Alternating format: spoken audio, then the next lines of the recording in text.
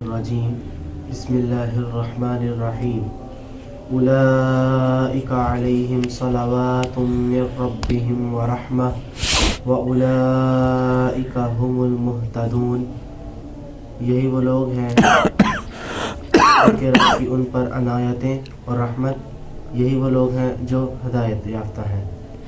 ان الصفا والمروة من شعائر اللہ فمن حج البيت أو اعتمر فلا جناح عليه أن يطوف بهما وما تطوع خيرا فإن الله شاكر عليم۔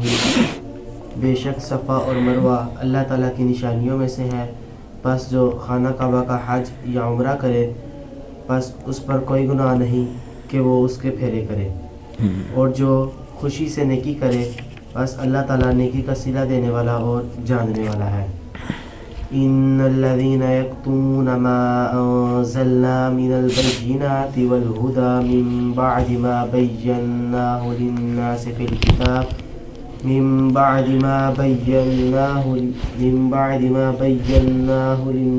الكتاب اولئك يلعنهم الله ويلعنهم اللاعنون۔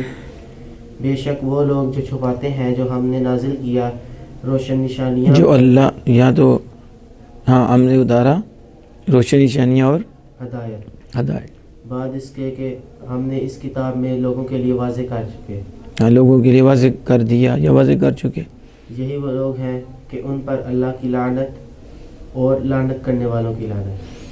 الا الذين تابوا واصلحوا وبينوا فاولئك اتوب عليهم وانا التواب الرحيم، مگر وہ لوگ جنہوں نے توبہ کی اور درست کیا اور ظاہر کیا، بس یہی وہ لوگ ہیں کہ میں ان کی توبہ قبول فرماؤں گا، وَأَنَا التَّوَّابُ الرَّحِيمُ، اور میں ہی توبہ قبول فرمانے والا اور رحم کرنے والا ہوں۔ إِنَّ الَّذِينَ كَفَرُوا وَمَاتُوا وَهُمْ كُفَّارٌ أُولَئِكَ عَلَيْهِمْ لَعْنَةُ اللَّهِ وَالْمَلَائِكَةِ وَالنَّاسِ أَجْمَعِينَ، بے شک وہ لوگ جنہوں نے کفر کیا اور وہ مر گئے حالانکہ وہ کفر پر تھے، یہی وہ لوگ کفر ہی کی حالت میں مر گئے اور کفر ہی کی حالت میں مر گئے، یہی وہ لوگ ہیں کہ ان پر اللہ کی لعنت اور فرشتوں کی اور سب لوگوں کی۔ اعوذ باللہ من الشیطان الرجیم۔ ان اللہ مع الصابرین، بے شک اللہ صابرین کے ساتھ ہے۔ پیچھے فرمایا تھا کہ صابرین وہ ہیں کہ جب انہیں مصیبت کوئی پہنچتی ہے، کوئی تکلیف پہنچتی ہے تو وہ کہتے ہیں ہم اللہ کی ملک ہیں، اللہ کی مملوک ہیں، اللہ کے پیدا کیے ہوئے ہیں، تو وہ ہمارے ساتھ جو چاہے کرے۔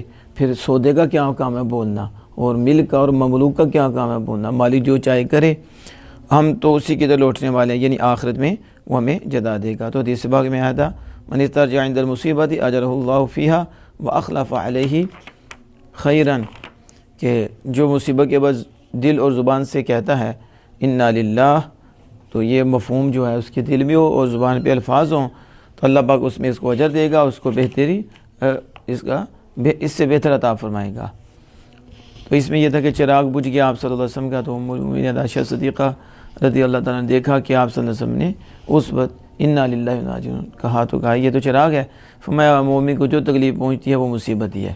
تو مصیبت کے بعد مومن کی شان یہ ہے کہ وہ اللہ کو یاد کرے اور کہے انا للہ و انا الیہ راجعون، دل میں اس کا مفہوم ہو، ادھر توجہ ہو اور زبان پہ یہ الفاظ ہوں۔ تو کہا یہ حدیث جو ہے، یہ جو حدیث ہے کہ چراغ والی، رواہ ابو داؤد فی مراسیل ہی، کہتے ہیں کہ ابو داؤد، امام سنن ابی داؤد، انہوں نے اس کو اپنے مراسیل میں روایت کیا۔ اب مراسیل کیا ہوتا ہے؟ کہتے ہیں مراسیل اسم کتاب لہ غیر السنن جمع فیہ الاخبار المرسلہ والمنقطعہ الی کمالین وہکذا رواہ فی مشکات۔ کہتے ہیں کہ مراسیل اس کتاب کا نام ہے جس کے لیے سنن کے علاوہ جس کے لیے سنن کے علاوہ اس میں اخبار مرسلہ اور منقطعہ جمع کی گئی ہوں، اخبار مرسلہ اور منقطعہ جمع کی ہو، یعنی سنن کے علاوہ ابو داؤد ہے یہ سنن، تو اس میں اس کے علاوہ اخبار مرسلہ اور منقطعہ جمع کی گئی ہوں تو اس کو مراسیل کہتے ہیں۔ اس کو کیا کہتے ہیں؟ مراسیل۔ وہ کہتے ہیں یوں ہی اس کو مشکات میں بھی روایت کیا، مشکات میں بھی۔ اور یہاں اللہ پاک فرماتا ہے اولئک علیہم صلوات، اولئک علیہم صلوات، یہ جو وہ جو مصیبت کے وقت اللہ کو یاد رکھتے ہیں، بے صبری جز و فضا نہیں کرتے، یہی لوگ ہیں کہ ان پر ان کے رب کی طرف سے مغفرت ہے اور درودیں ہیں، رحمت ہے، صلات ہے، درودیں ہیں، میرے رب ان کے رب کی طرف سے رحمت ہے۔ تو یہاں شاعر کہتے ہیں صلوات یعنی مغفرت، یہی لوگ ہیں کہ ان پر ان کے رب کی طرف سے بخشش ہے، ورحمت، یہاں رحمت کا معنی نعمت کی ہے، اور اصل میں رحمت میں نے بتایا تھا رقت القلب ہے، یہ بتایا تھا نا، دل کی نرمی۔ اور قد استعمل فی القرآن، اور یہ قرآن میں لأربعۃ عشر معانی، قرآن میں یہ 14 معنی کے لیے استعمال ہوا ہے۔ کتنے؟ 14 معنی، یعنی رحمت کا لفظ قرآن پاک میں 14 معنی کے لیے استعمال ہوا۔ یہ جو ہے امام جلال السیوطی رحمۃ اللہ علیہ کی کتاب اتقان میں لکھا ہے، اس میں۔ اور یہاں مراد کیا ہے رحمت سے؟ والمراد بھی نعمت، مراد اس جگہ نعمت ہے، مراد اس جگہ نعمت ہے۔ وَأُولَئِكَ هُمُ الْمُهْتَدُونَ، اور یہی لوگ راہ پانے والے ہیں، یہی لوگ راہ پانے والے ہیں۔ کس طرف راہ پانے والے ہیں؟ حاشیے میں لکھا ہے، حاشیہ نمبر 3 میں الی الصواب، درستگی کی طرف راہ پانے والے ہیں۔ کس کی طرف؟ اور اوپر بھی یہی تھا المہتدون الی الصواب، متن میں بھی مہتدون الی الصواب، درستگی کی طرف راہ پانے والے ہیں۔ اور حاشیے میں لکھتے ہیں درستگی کی طرف راہ پانے والے ہیں کس حیثیت سے؟ حیث استرجعوا واسلموا لقضاء اللہ تعالی، درست کی طرف راہ پانے والے ہیں اس حیثیت سے کہ مصیبت کے بعد انہوں نے دل میں بھی اللہ کو یاد رکھا اور زبان سے یہ الفاظ کہے انا للہ و انا الیہ راجعون، تو انہوں نے استرجاع بھی کیا ہے اور اللہ کی قضا کو مانا بھی ہے، اللہ کے فیصلے کو مانا بھی ہے۔ یہ کہنا بھی آسان ہے، رضیت باللہ ربا وبالاسلام دینا، وبالاسلام میں اللہ کے رب ہونے پہ راضی ہوا۔ یہ بھی کہنا اتنا مشکل نہیں جتنا اس کے مفہوم کو ماننا مشکل ہے۔ جب اللہ کے رب ہونے پر تو راضی ہے تو پھر اللہ کے ہر فیصلے پہ راضی کیوں نہیں؟ اللہ عز و جل کے ہر فیصلے پر پھر کیوں گلے شکوے کرتا ہے؟ کیوں حسد کرتا ہے؟ کیوں تجھے دوسرا کو دیکھ کر تو جلتا ہے؟ کیوں تجھے تکلیف ہوتی ہے؟ چیز چلی جائے تو پھر بھی رب کا فیصلہ، چیز مل جائے پھر بھی رب کا فیصلہ، آنے جانے پہ بھی رب کے فیصلے پہ راضی رہے اور اس کو رب کے حکم کے مطابق یہ خرچ کرو۔ تو وہ درست راہ پا گئے درستگی کی طرف۔ جب مصیبت آئی تو انہوں نے کہا انا للہ و انا الیہ راجعون، اور اللہ کی قضا کو مان لیا، اللہ کے فیصلے کو تسلیم کیا۔ یہ بڑا مشکل کام ہے، یہ جس پہ رب کرم فرمائے وہی اللہ کے فیصلے کو مانتا ہے۔ سمجھ آ گئی اس کی؟ ان صفا والمروہ من شعائر اللہ، فرمایا بے شک صفا اور مروہ، صفا من شعائر اللہ، یہ اللہ کے نشانوں میں سے ہیں، اللہ کے شاعر کہتے ہیں صفا مروہ جبلانی بمکہ تھا، یہ مکہ میں 2 پہاڑ ہیں، مکہ میں شعائر اللہ کہتے ہیں اعلام دین ہی، یعنی یہاں اللہ کے دین کی بات ہے، اللہ کے نشانوں میں سے، شاید کہ اللہ کے دین کے نشانوں میں سے، اللہ کے دین کے نشانوں میں سے یہ 2 پہاڑ ہیں۔ اور یہ جو شعائر ہے، شاعر کہتے ہیں جمع شعیرتین، یہ شعیرہ کی جمع ہے، کس کی؟ یعنی اس کا واحد بتا دیا، شعیرہ مؤنث ہے اور اس کے جمع آپ کو پتہ ہی ہے، شعیرتین کی جمع شاعر آتی ہے، جیسے عاملہ کی تو ان کی جمع عوامل آتی ہے۔ سمجھ آ گئی؟ فمن حج البیت او اعتمر، تو پس جو اللہ کے گھر کا کیا کرے؟ حج کرے، او اعتمر یا عمرہ کرے۔ یہاں لکھا ہے کہ تلبسا بالحج او العمرہ، ٹھیک ہے. پھر جو حج کے ساتھ یہ تو ابھی ایک عبارت ہے. وہ اصلہما القصد والزیارہ، ان دونوں کی اصل کیا ہے؟ قصد اور زیارت. کیا کرنا؟ ارادہ کرنا اور زیارت کرنی. کہ اس کا لغوی معنی بتا رہے ہیں القصد والزیارت، قصد کرنا اور زیارت کرنا.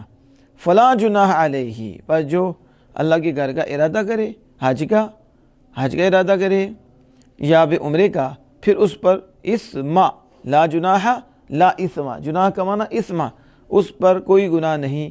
این یطوف، کہ وہ طواف کرے. کیا کرے؟ بہما، ان دونوں کا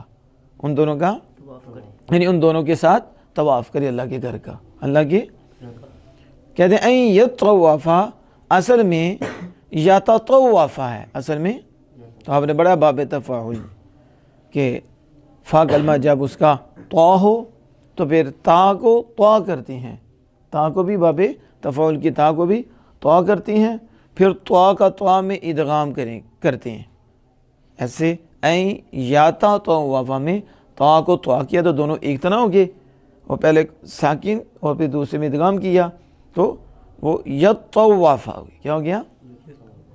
ان نے اسے نصب دیا. این یطوف فیہ ادغام الطاء فی الاصلی، کہ اصل میں یہاں تا ہے، اصل میں یا تطوف ہے، لیکن تا جو ہے اس کا ادغام طا میں کر دیا گیا، یعنی تا کو طا اور طا کا طا میں ادغام کر دیا. بہما، یعنی ان دونوں کے ساتھ اللہ کے گھر کا طواف کرے. یعنی بئی طور بِأَن یسعی، اس طور پر کہ ان یسعی بینہما سبعاً، کہ ان دونوں کے درمیان 7 چکر لگائے. کیا کرے؟ عمرہ حج جو عمرہ میں کیا کرے؟ 7 چکر لگائے. نازلت، یہ آیت کریمہ نازل ہوئی لما کریہ المسلمون ذالک، جب مسلمانوں کو یہ چکر لگانا ناپسند لگا. کیا کہ ہم کعبۃ اللہ کے 7 چکر لگائیں؟ کیوں ناپسند لگا؟ تو آیت کریمہ نازل ہوئی لأن اہل الجاہلیۃ کانوا یطوفون بہما وعلیہما صنمان یمسحونہما، کہ جو جاہل لوگ تھے وہ ان دونوں کے ساتھ طواف کرتے. کیا کرتے؟ طواف کرتے. اور یہ کن کا طواف کریں؟ یہ پیچھے تھا بہین طور کہ وہ صفا مروہ کے درمیان طواف کریں. صفا طواف کے مطلب چکر لگائیں. کیا کریں؟ سعی کریں. کیا کریں؟ 7 چکر لگائیں. تو جاہلیت کے زمانہ میں، زمانہ ذہنی میں، وہ بھی صحیح کرتے تھے. وہ کیا کرتے تھے؟ ان دونوں کی. اور ان دونوں پر 2 بت تھے، یعنی صفا مروہ کی بات ہو رہی ہے. کس کی؟ تو صفا مروہ پر 2 بت تھے. یمسحون، اسے مس کرتے، بوسہ لیتے، چومتے. ایک صفا پہ تھا، ایک مروہ پہ تھا. تو صفا پہ آنا، اسے چومنا، بوسہ لینا، پھر ادھر جانا. تو فرمایا کہ تم پر بھی، اس پر بھی کوئی گناہ نہیں کہ وہ اس میں کیا کرے. یہاں جو بات کر رہے ہیں یہ امام جلال سیوطی رحمۃ اللہ علیہ کہ وہ صحیح کرے. کیا کرے؟ صفا مروہ پہ دوڑے. صفا مروہ پہ دوڑے. تو وعن ابن عباس رضی اللہ تعالیٰ عنہ، ابن عباس رضی اللہ تعالیٰ عنہ سے ہے کہ ان السعی غیر فرض. حضرت ابن عباس رضی اللہ تعالیٰ عنہ سے روایت ہے کہ سعی فرض نہیں ہے. سعی کیوں؟ وجہ کیا ہے؟ کہتے ہیں کیونکہ گناہ کا اٹھانا، گناہ کے اٹھانے نے اس کا فائدہ دیا ہے. اس کا گناہ کے اٹھانے نے اختیار کا فائدہ دیا ہے. کس کا؟ اور تخییر کا فائدہ دیا ہے. کس کا؟ یعنی اسے اختیار ہے، کیونکہ فرمایا لا جناح علیہ، اس پر کوئی گناہ نہیں، اس پر. تو اس سے ابن عباس رضی اللہ تعالیٰ عنہ استدلال کرتے ہیں کہ یہ فرض نہیں ہے، کیونکہ گناہ کا جو اٹھانا ہے نا یہ تخییر کا فائدہ دیتا ہے، کہ اسے اختیار ہے، اسے وہ کر لے یا. تو اس لیے ابن عباس رضی اللہ عنہ فرمایا کہ یہ فرض نہیں ہے. وقال الشافعی وغیرہ، اور امام شافعی اور ان کے علاوہ نے کہا یہ رکن ہے، رکن فرض ہے، رکن ہے. وَبَيَّنَ صلی اللہ علیہ وسلم وجوبہ بقولہ ان اللہ کتب علیکم السعی، اور نبی اکرم صلی اللہ علیہ وسلم نے اس کے وجوب کی وضاحت فرمائی، اس کے واجب ہونے کی وضاحت فرمائی۔ کیا؟ اپنے اس قول سے، فرمان سے، ان اللہ کتب علیکم الصحیہ، بے شک اللہ نے تم پر صحیح فرض کر دی ہے، صحیح۔ تو یہ حدیث پاک رواہ البیہقی وغیرہ، بہقی نے بھی اور ان کے علاوہ نے بھی اس حدیث کو روایت کیا ہے۔ وقال ابداؤ، فرمایا تم ابتدا کرو، بما بدا اللہ بہ، جس کے ساتھ اللہ نے ابتدا کی ہے، یعنی الصفا، یعنی صفا سے اس کی ابتدا کرو۔ قرآن پاک میں اللہ پاک نے بھی صفا سے ابتدا کی ہے، ذکر صفا سے ہوا۔ رواہ مسلم، اس کو مسلم شریف نے روایت کیا ہے۔ واللہ تعالی اعلم بالصواب۔